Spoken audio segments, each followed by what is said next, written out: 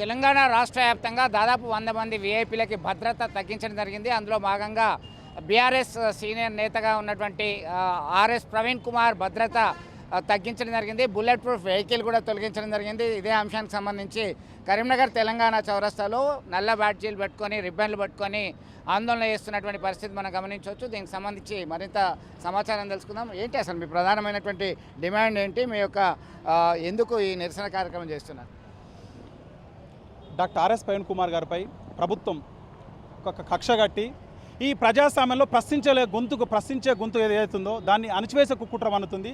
దానిలో భాగంగానే ఈరోజు ప్రభుత్వానికి కురకరాని కోయరా డాక్టర్ ఆర్ఎస్పీ గారు ఈరోజు ఉన్నారు ఇలా. ఎందుకంటే ప్రభుత్వ వైఫల్యాన్ని ప్రతి దినదినాన ప్రజలను చైతన్యపరుస్తూ ఒక పక్క ప్రజలను సామాజికంగా రాజకీయంగా చైతన్యపరుస్తూ ప్రభుత్వం చేసే ఒక ఏదైతే ఉందో లోటుపాట్లను ప్రజలకు తెలియజేస్తున్నందుకే డాక్టర్ ఆర్ఎస్పీపై ఈరోజు ప్రభుత్వం తన యొక్క బుల్లెట్ ప్రూఫ్ వాహనాన్ని అదేవిధంగా తనకున్న పోలీస్ ఎస్కార్ట్స్ ఏదైతున్న పోలీసు బందోబస్తును తొలగించే కుట్ర పన్నుతుందని చెప్పి మేము SC ST BC minority JS contract తరఫున మేము గవర్నమెంట్ ఒకటి చెప్తున్నది, దాదాపు 100 మంది వీఐపీలకు భద్రత తగ్గించాము, ఇందులో భాగంగా ఆర్ఎస్పీ కూడా తగ్గించాము అనేటువంటి ఇంటెన్షన్.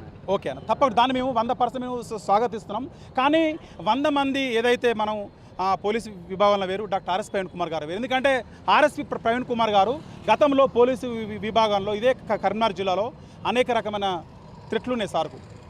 గతంలో మనం 3 సార్లు ఆమెపై హత్యాయత్నం కూడా జరిగిన సందర్భాలు మనం చూసినాం. సో వాళ్ళతో కాకుండా అప్పుడున్న ప్రభుత్వం, అప్పటి రాష్ట్ర ముఖ్యమంత్రి వర్యులు, అదేవిధంగా ప్రజెంట్ హైదరాబాద్ సిపి కమిషనర్ ఏదైతే సిపి సజ్జనార్ కూడా ప్రభుత్వం నివేదిక ఇచ్చాడు.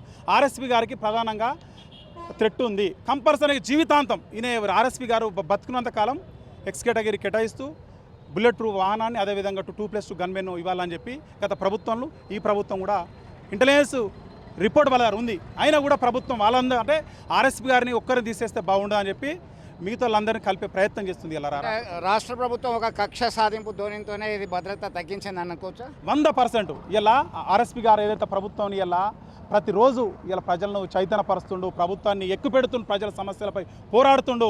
సో ఈయనను మొదట్లోనే తుంచివేస్తే ఇలా ఆర్ఎస్పీ గారు వెనక్కి తగ్గుతారని చెప్పి ప్రభుత్వం ఒక దిక్కుమాల చర్యగా మేము భావిస్తున్నాం. మొత్తం మీద ఆర్ఎస్పీకి మళ్ళీ బుల్లెట్ ప్రూఫ్ వాహనం ఇవ్వాలి, భద్రత అనేది కల్పించాలి, ఎక్స్ కేటగిరీ ఖచ్చితంగా ఉండాల్సిందే అని చెప్పి డిమాండ్ చేస్తున్నటువంటి పరిస్థితి. మిగతా వీఐపీల పరిస్థితి వేరు. ఆర్ఎస్పీ పోలీస్ డిపార్ట్మెంట్లో ఐపీఎస్ అధికారిగా ఉన్నారు. గతంలో సైతం ఆయన పైన హత్యాయత్నం జరిగింది, థ్రెట్ ఉంది కాబట్టి నివేదికలు ఇచ్చారు పోలీస్ అధికారులు. దాన్ని దృష్టిలో పెట్టుకొని ఖచ్చితంగా పునరుద్ధరించాలని చెప్పి డిమాండ్ చేస్తున్నటువంటి పరిస్థితి. వీడియో జర్నలిస్ట్ సుమంత్తో కలిసి చంద్రశేఖర్, RTV, కరీంనగర్ నుండి.